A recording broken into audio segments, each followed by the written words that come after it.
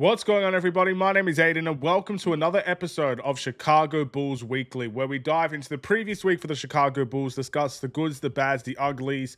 There was a lot of uglies this week, to be honest, and then discuss what's ahead for the Chicago Bulls as we absolutely try to strive to get back on track. This is an important week coming up for the Chicago Bulls. We've got some games that are tough, but I would also consider winnable.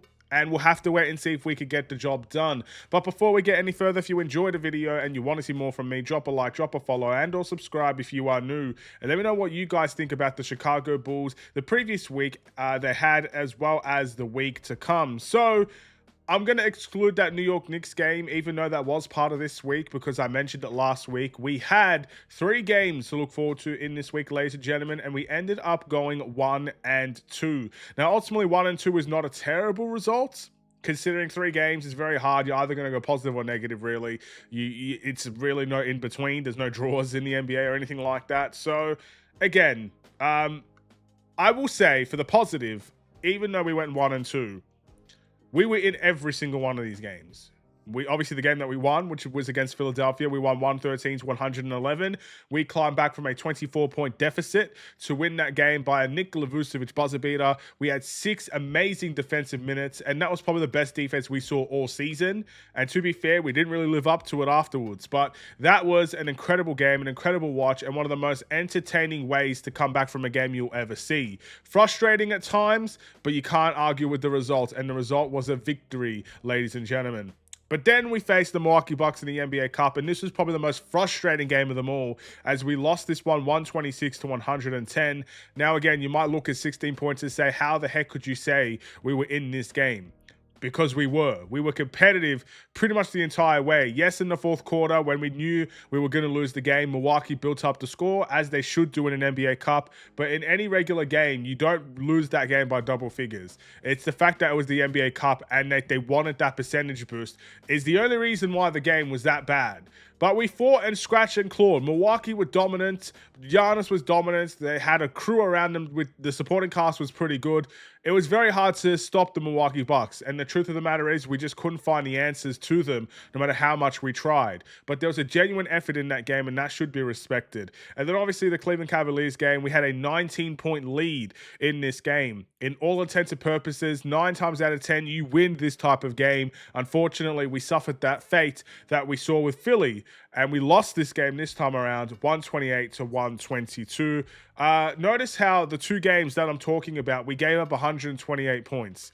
I really want to emphasize this when we get into the awards, because there is a strong indication that our offense is the problem. And maybe there is times that our offense is the problem. There were a couple of times where we stagnated. There were a couple of times where players didn't step up to the plate. There were a couple of times where we needed our leaders to step in and they didn't do it. I understand that. But if we're looking at our offense, you need to look twice at our defense, because there's no way we should be allowing 128 points to the Cavs and then 126 points to the Bucks, or vice versa. That should not be happening, ladies and gentlemen. We came off our best 6 minutes of defense against the Philadelphia 76ers. We kept them scoreless in that time to win that game. That is the best defense I think I've seen this Bulls team play for multiple years.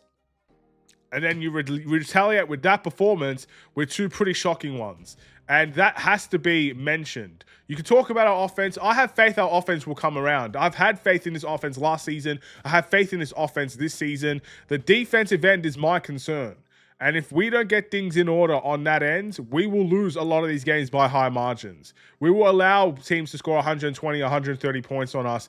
And no matter how many points we score, you can't be giving up that amount on the other end. That has to be the focus for me.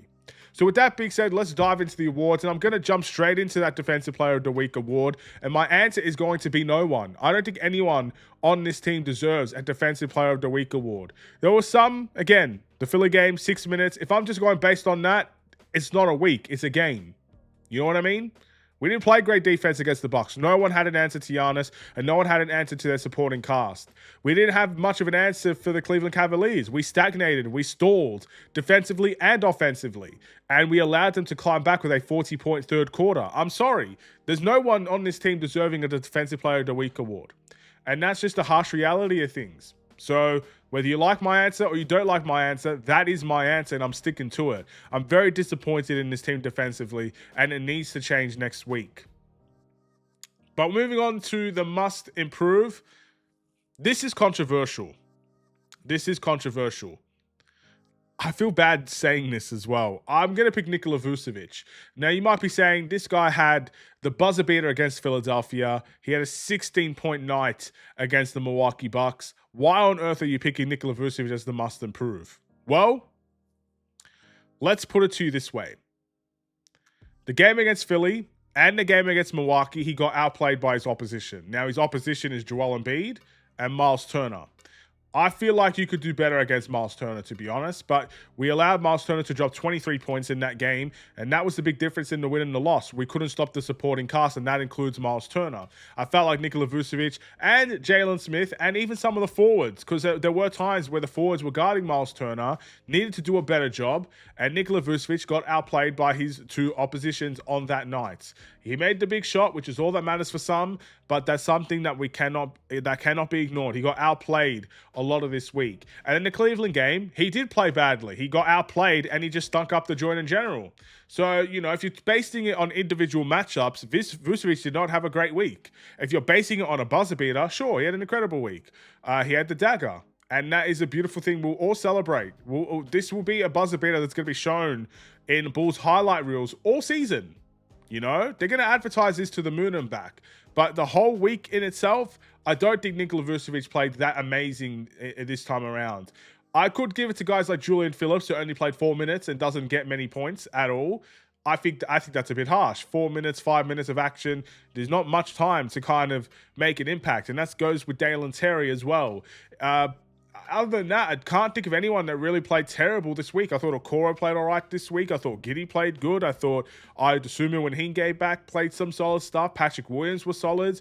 So I just feel like if it's based on those matchups, I felt like Vucevic didn't hit the mark this week. It's not by a lot, but that's just how I feel. Moving in to the sixth man of the week, I'm going to give this one to Kevin Huerter. Pleasantly surprised is what I'll say about Kevin Huerter this season, and especially this week. A lot of times where he was able to get those catch and shoots to four and knock down some desperately needed threes, but I'm more impressed with how he's able to put put the ball on the floor and make a difference when it comes to cutting and allowing different players to kind of get involved in that way, whether he was making the defenses collapse or whether he was just getting the layup and being very physical and finishing around the rim. There were even a couple of times where he was snatching offensive rebounds and having putbacks to his name. Gritty points, tough points. We love those type of things with Chicago Bulls players especially. That's kind of what we should be known for. The gritty, grind sort of mentality. And I think Kevin Huerter off the bench played very well in that avenue. He should be very much proud of his performances this week. And then my player of the week is going to go to Josh Giddey once again. A couple of great nights in there. Had a very good night against Philly. Had a couple of good highlight plays against the Milwaukee Bucks. He did mention something, and I feel like I need to mention it as well. He needs to be better down the stretch, and this Bulls team needs to be better down the stretch. There were times where Josh Giddey did not deliver down the stretch against the Bucks, and it was very obvious he did not deliver down the stretch against Cleveland. I think he didn't even score a point in the fourth quarter or something along those lines.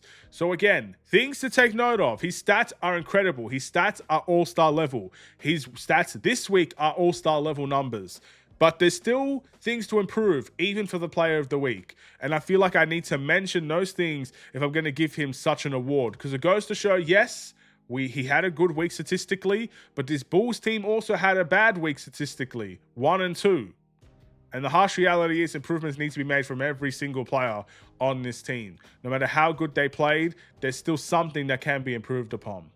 With that being said, we have 2 games to look forward to this week, ladies and gentlemen. Our first one is going to be against the San Antonio Spurs at home. Victor Wembanyama and the gang are coming to town. They are 7-2 on their season. We're 6-3, so we're not far apart. Wemby's going to be the difference maker in this game. How can we stop Victor Wembanyama? And if you can't stop Victor Wembanyama, it's almost like the Giannis Antetokounmpo situation. Can you stop the players around Victor Wembanyama? Here's what I think is going to happen. I think we're going to struggle big time against the Spurs because we're probably going to try and have a focus on scoring in the paint, and Wemby is the best defensive center in the league. I truly think he's overtaken guys like Rudy Gobert and overtaken, you know, certain guys, maybe guys like Bam, who's a little bit of a small ball center that can guard anyone. I think Wemby's overtaken them. I think he's clear as the best defensive center in the league. You know, I think it's as simple as that. So are we going to be able to effectively score in the paint is my question to you. And if we can't do that, we better pray. We better pray big time that all of our threes are going to fall, because that's the best chance we're going to have if we're not going to be able to score in the paint against the San Antonio Spurs. And defensively, we need to trust this team can find a way to hold it down consistently. At home, we have a good home record. We play well at home. Let's hope we could do something there. And then we got the Detroit Pistons away from home. This is going to be after a 2 days break. And then after this game, we have a very long couple of stretch breaks. So we'll be refreshed for our next game after that. The Pistons game is going to be away from home. We have beat the Detroit Pistons once. That might give us a little bit of a confidence boost. It's not a back-to-back game either. We didn't verse them the second time around until now. So, you know, it could be a chance to kind of show the improvements we have had over the past few weeks, as well as the fact that we're going to be facing a Detroit team that also has their confidence up after having a pretty good start to their own season. So that should be an interesting game. Again, I'm looking for a battle in that one, and let's hope we can walk away victorious. I'm predicting a 1-1 sort of scoreline here, a 1-1 prediction. I think we can win one of these games, and I think we'll probably lose one of these games as well.